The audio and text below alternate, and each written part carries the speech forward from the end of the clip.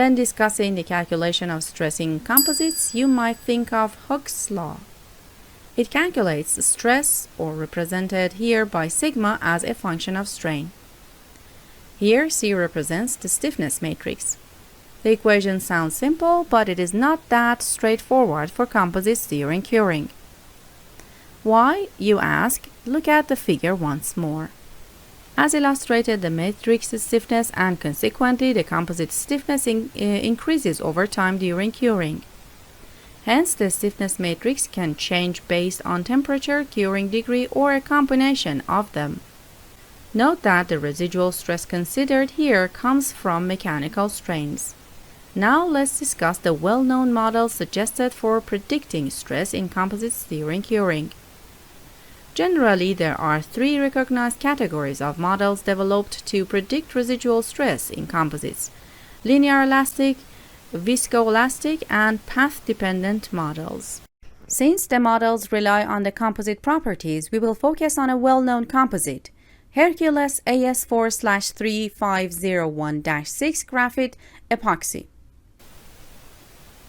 However, after learning this lesson, you will be able to discover models for other types of composites and apply them to numerical simulations. Linear elastic models are the first and simplest formulations proposed to calculate stress in composites. Within this category, the Chile alpha is one of the most basic models.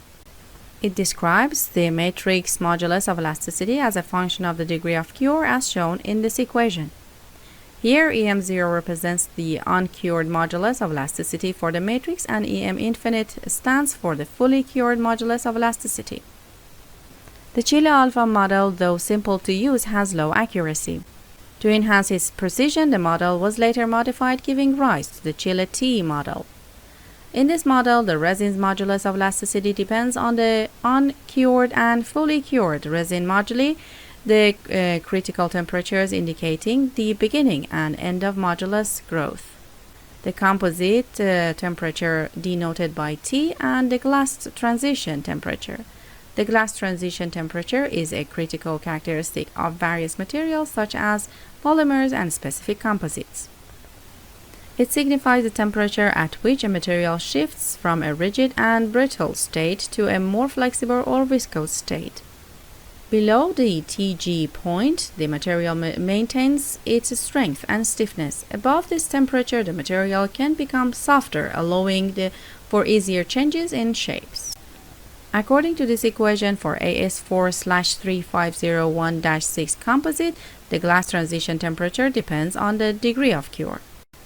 Note that controlling the curing process of composites to achieve the desired glass transition temperature is an important matter. This ensures that the material shows the desired mechanical properties within the specified temperature ranges. Viscoelastic models are another category of stress prediction formulas in composites. In such models, stress depends on the relaxed stiffness matrix and two variables known as current and path reduced times. These models are more complex but offer greater accuracy compared to elastic models.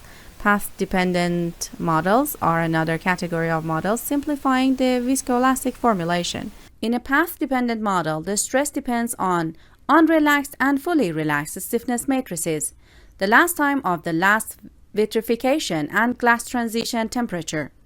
The question that arises is what the term vitrification refers to. Vitrification is the process of development of the glossy state in a thermoset resin during the curing process. It occurs when the resin's glass transition temperature increases to the same level as the cure temperature presents by T. This means that the resin becomes rigid and cannot flow anymore, which affects the final properties of the composite. Vitrification can be avoided by using a higher cure temperature or a lower curing rate. The presented models cover everything you need for the evaluation of stress in FRCs. To provide further details on this matter, we will explore Chile's models in this lesson.